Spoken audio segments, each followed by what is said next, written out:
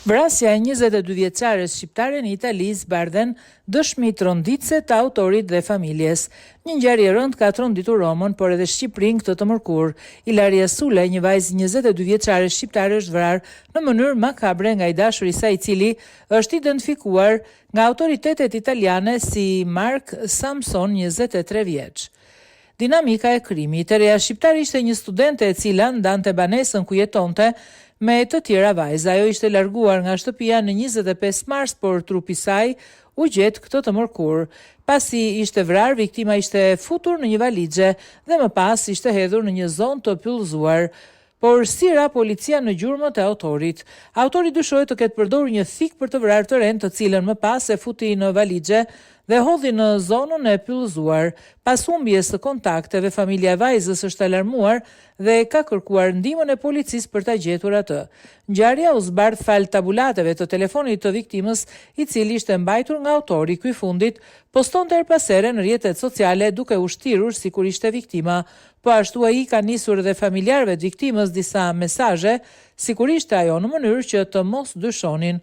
Mëtej, ai mësohet se ka hedhur telefonin në një puset. Ndonse familjarët e denoncuan rastin në mbrëmjen e 25 marsit, ku e reja nuk u kthye më në shtëpi. Policia mundi të gjente trupin vetëm 8 ditë më pas. Pas gjetjes së trupit, policia ka bërë të mundur me ndihmën edhe të tabulateve telefonike identifikimin dhe arrestimin e autorit. Autori po merret në pyetje nga hetuesit për të bërë të mundur zbardhjen e plotë të ngjarjes dhe motiveve të këtij krimi makabër. Megjithatë, nga dëshmitë e para i ka zbuluar dinamikën e krimit. E hodha telefonin e saj në një puset në Rom. Trupin e ngarkova në makinën time dhe e çova në poli, ka treguar i riu. Nga ana tjetër, mediat vendase raportojnë se shkak mund të jetë bërë kërkesa e tërës shqiptare për ndarje, gjë e cila nuk është pranuar nga autori.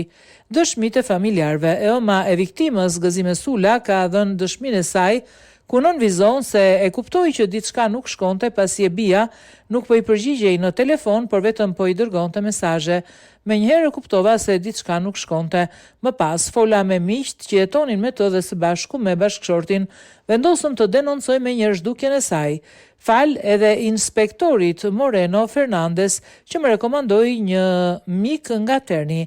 E di që hetimet çuan menjëherë tek djali me cilin Ilaria kishte dalë në të kaluarën, por ne dim pak për të, ka thënë nëna e saj, raporton Il Messaggero. Nga ana tjetër, vllai i viktimës është shprehur se e reja dhe autori ishin ndarë prej kohësh.